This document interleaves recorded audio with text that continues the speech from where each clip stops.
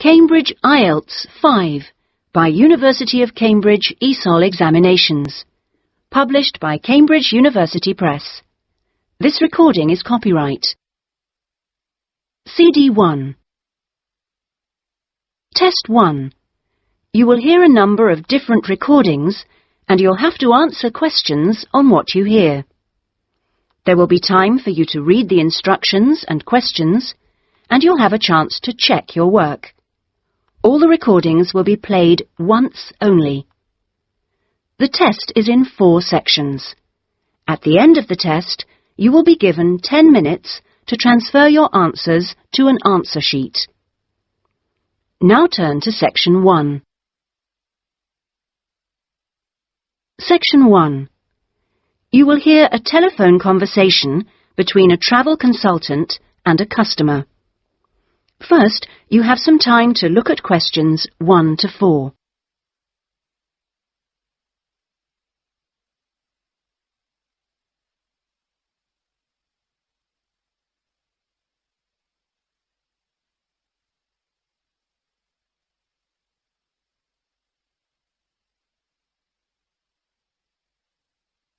You will see that there is an example which has been done for you.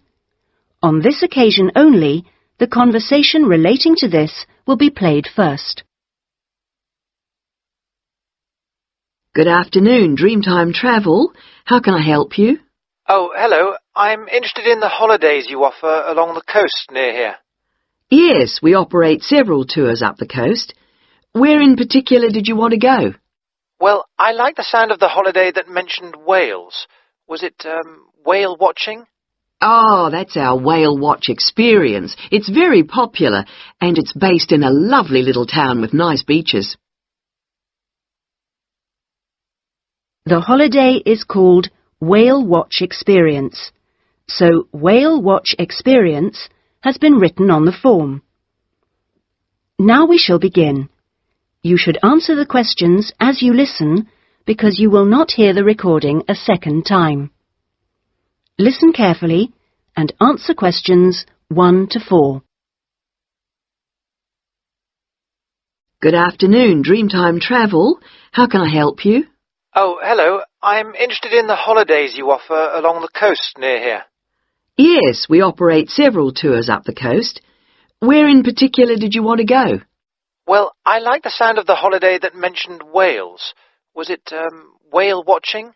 Oh, that's our whale watch experience. It's very popular, and it's based in a lovely little town with nice beaches. Oh, right.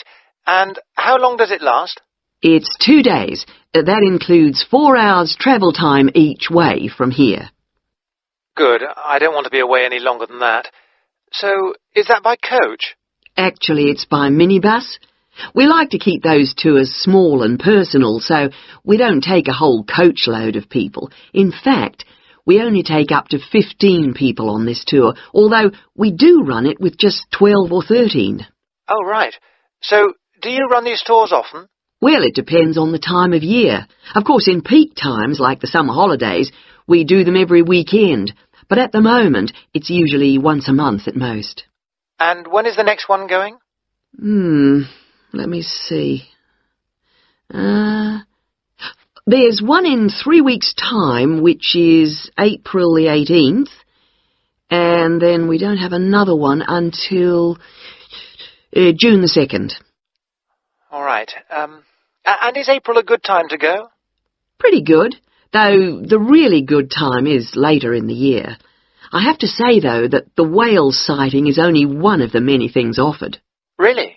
Yes, the hotel itself where you stay has great facilities. It's called the Palisades. The Paris what? No, it's actually the Palisades. Pallissades. It's right on the main beach there. Oh, I see. All of the rooms have nice views, and the food is really good there too. Oh, right.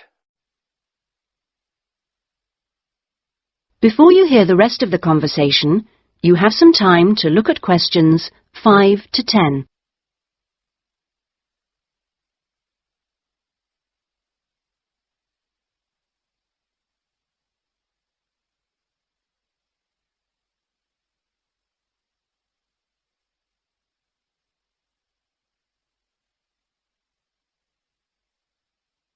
Now listen and answer questions 5 to 10.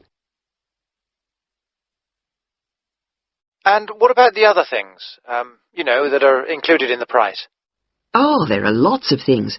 If you don't want to do the whale watch cruise, your guide will take anyone who is interested either on a bushwalk through the national park near the hotel, and there's no extra charge for that, or on a fishing trip.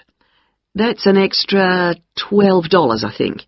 And there's also a reptile park in town. That costs more or less the same. No, I think I'd prefer whales to snakes. Yeah. And if you just want to relax, you're free to sit by the hotel pool or go down the beach. Oh, and they also have tennis courts at the hotel, but you have to pay for those by the hour. But there are table tennis tables downstairs, and they're part of the accommodation package. Just speak to your guide. Well, that sounds good. So how much is the basic tour price? At this time of year, it's usually around $300, but let me check. It's actually $280. And the next tour, are there any places on that one? How many people is it for? There are 2 of us. Yes, that should be fine. Can I just mention that we require all bookings to be made at least 14 days before you travel to avoid cancellations of tours? And if you cancel within 7 days of departure, you will have to pay 50% of your total booking. Okay. And you also need to pay a 20% deposit at the time of booking. Can I pay that by credit card? Yes, you can. All right. What I'll do is I'll talk to my partner and get back to you. Fine. So I'll make a provisional booking, shall I? 2 for the whale watch experience. Let me issue you with a customer reference number for when you call back. Do you have a pen? Yes. Okay. It's 39745T. That's T for Tango. When you call back, ask to speak to the tour manager. That's me, Tracy. Fine, I will. That is the end of section 1. You now have half a minute to check your answers.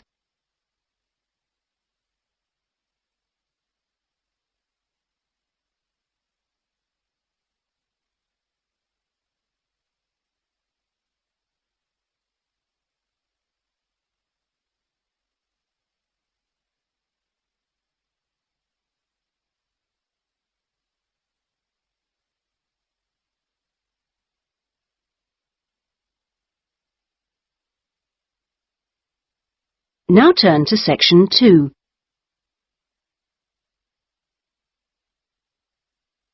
Section 2. You will hear a radio program giving parents advice about buying cots for their babies to sleep in. First, you have some time to look at questions 11 to 17.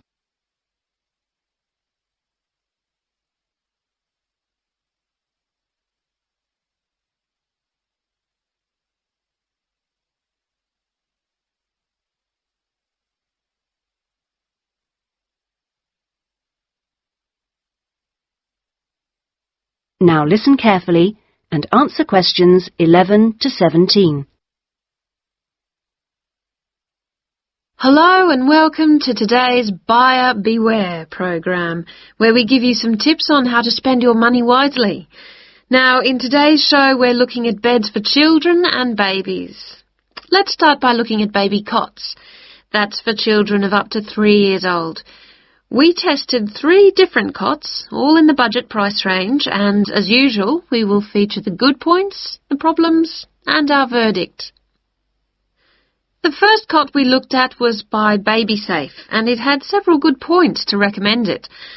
Our testers liked the fact that it had 4 wheels, so it was easy to move around.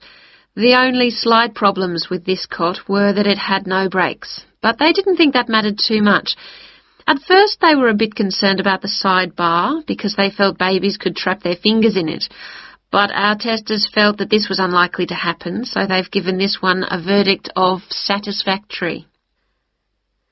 The next cot was by Choice Cots, and this time our testers were pleased to find a cot which is simple to put together, unlike others we looked at. On the minus side, our testers did not like the fact that the side of the cot did not drop down, making it difficult to pick up newborn babies. However, the real problem with this cot was the space between the bars. Our testers found they were too wide and a baby could easily trap his head. We felt this was a real safety hazard, and so we've labelled this one dangerous, I'm afraid. Before you hear the rest of the programme, you have some time to look at questions 18 to 20.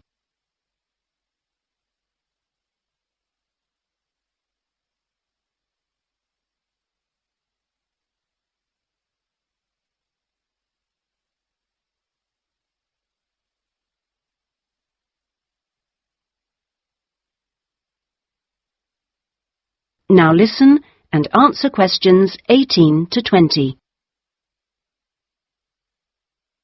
And finally, better news for the Mother's Choice cot. This cot was slightly different in that although the sidebar did not drop down, the base could be raised or lowered into two different positions, making it safe as well as convenient. The negatives for this one were quite minor. The only niggle everyone had was the fact that it has no wheels, and the only other problem anyone could find was that there were pictures, which were simply stuck on and so could easily become detached. The makers have now promised to discontinue this practice. As this cot will then be safe in every way, we have made the Mother's Choice cot our best buy. Congratulations, Mother's Choice. So what features should you look for in a baby's cot? Well, obviously, safety is a very important factor, as well as comfort and convenience. We recommend that if you are buying a cot, do make sure that any metal present is not rusted or bent in any way. You should ensure your cot has only rounded or smooth edging without any sharp edges. This is especially important for wooden cots. And now, on to beds for toddlers. That is the end of section 2. You now have half a minute to check your answers.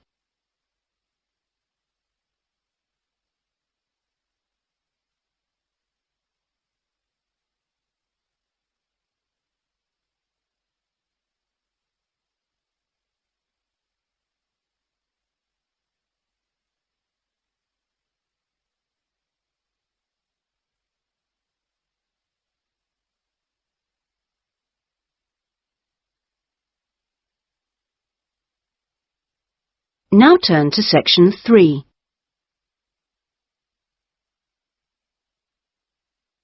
Section 3. You will hear a conversation between a student, Andrew, and a student advisor, Monica, about a diploma course. First, you have some time to look at questions 21 to 25.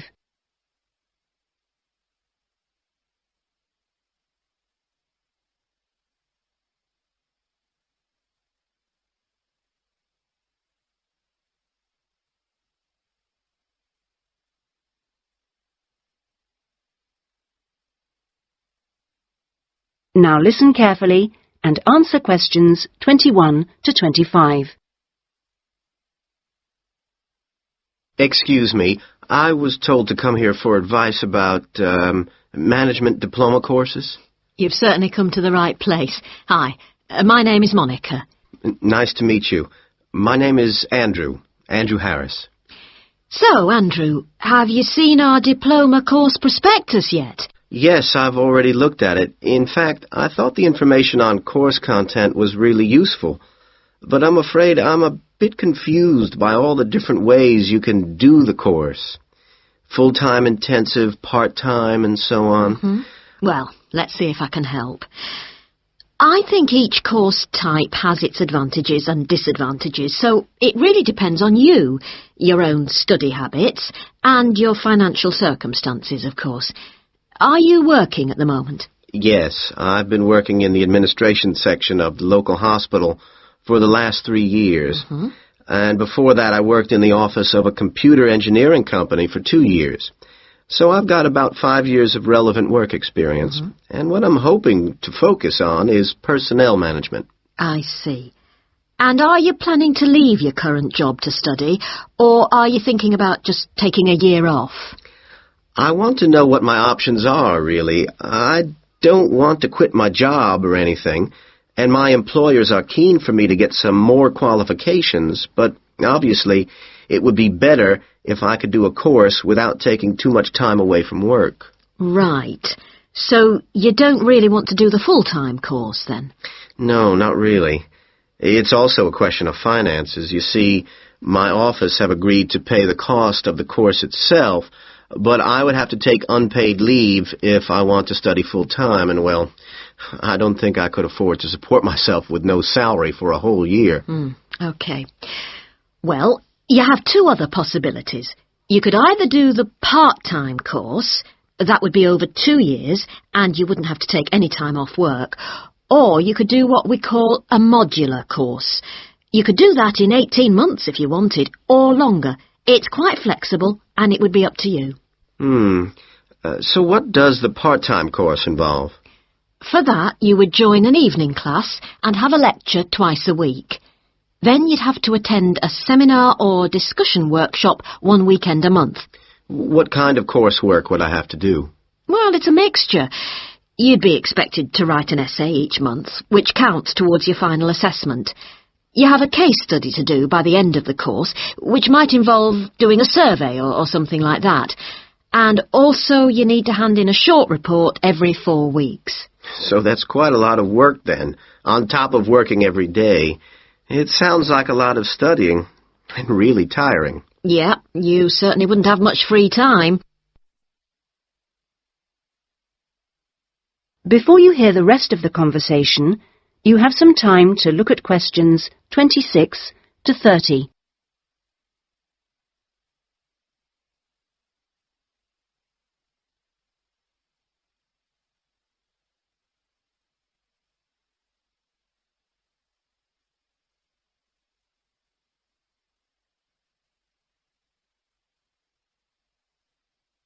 Now listen and answer questions 26 to 30. What about the modular course? What would I have to do for that? Well, that's where you get the opportunity to study full-time for short periods. That way you can cover a lot of coursework and attend lectures and seminars during the day.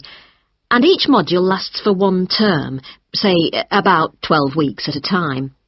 There are obvious advantages in this.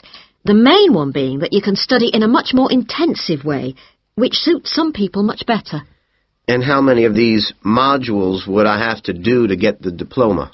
The current programme is 2 modules, and then you have to choose a topic to work in more depth. But you can base that on your job, and so you don't need to be away from the office. And how long it takes is up to you. The important thing is that you don't have to study and work. You can focus on one thing at a time. Yes, I can see that. It certainly sounds attractive. It would be more expensive, though. I mean, I'd have to support myself without pay for each module. That's true, so that might be a problem for you. Look, why don't you talk this over with your employers and then come back? That is the end of section 3. You now have half a minute to check your answers.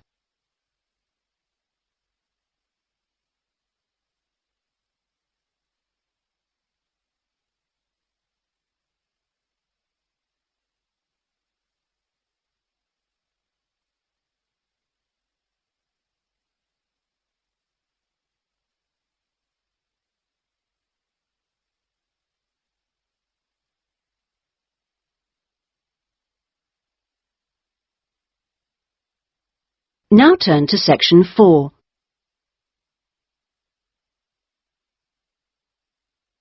Section 4. You will hear part of a lecture given by an economist about North American women's attitude to money and saving.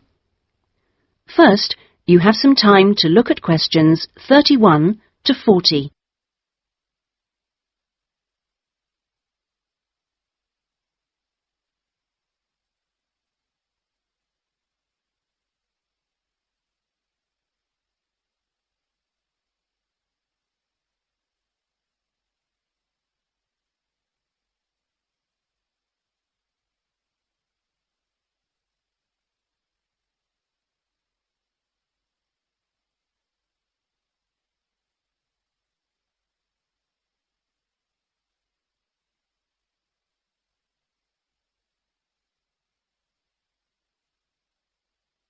Now listen carefully and answer questions 31 to 40.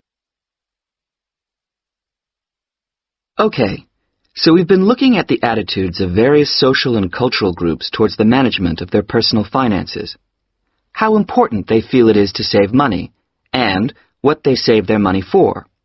One aspect that we haven't yet considered is gender.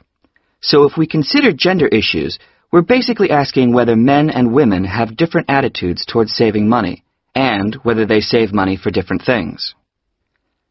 Back in 1928, the British writer George Bernard Shaw wrote in his Intelligent Women's Guide to Socialism and Capitalism that a man is supposed to understand politics, economics, and finance, and is therefore unwilling to accept essential instruction. He also said, a woman, having fewer pretensions, is far more willing to learn. Now, though these days people might question a lot of the assumptions contained in those statements, recent research does suggest that there are some quite fundamental differences between men and women in their attitudes to economic matters. Let's look at what men and women actually save for. Research studies of women in North America have found that women are far more likely to save for their children's education, and they are also more likely to save up in order to buy a house one day. The same studies have found that men, on the other hand, tend to save for a car, which, by the way, takes a surprisingly large amount of the household budget in North America. But the other main priority for men when saving money is their retirement. When they're earning, they're far more likely to put money aside for their old age than women are. Now, this is rather disturbing, because, in fact, the need for women to save for their old age is far greater than for men. Let's consider this for a moment. To start with, it is a fact that throughout the world, women are likely to live many years longer than men, so they need money to support them during this time. Since women are likely to be the ones left without a partner in old age, they may therefore have to pay for nursing care, because they don't have a spouse to look after them. Furthermore, the high divorce rates in North America are creating a poverty cycle for women. It is the divorced women who will most often have to look after the children, and thus they need more money to look after not just themselves, but others.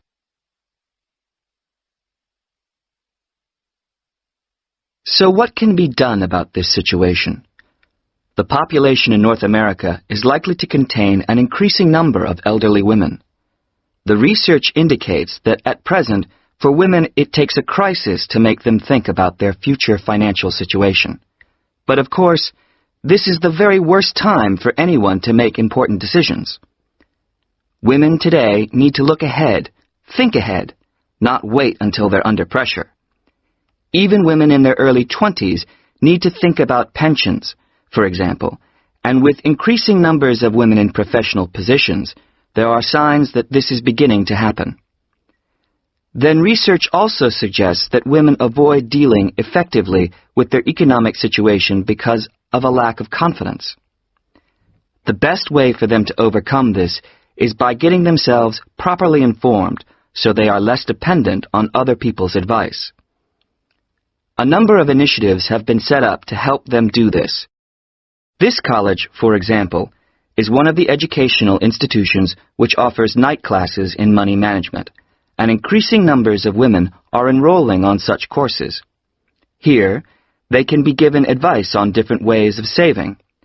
Many women are unwilling to invest in stocks and shares, for instance, but these can be extremely profitable. It is usually advised that at least 70% of a person's savings should be in low-risk investments. But for the rest, financial advisors often advise taking some well-informed risks. Initiatives such as this can give women the economic skills and knowledge they need for a comfortable, independent retirement. The increasing proportion of elderly women in the population is likely to have other economic consequences. That is the end of section 4. You now have half a minute to check your answers.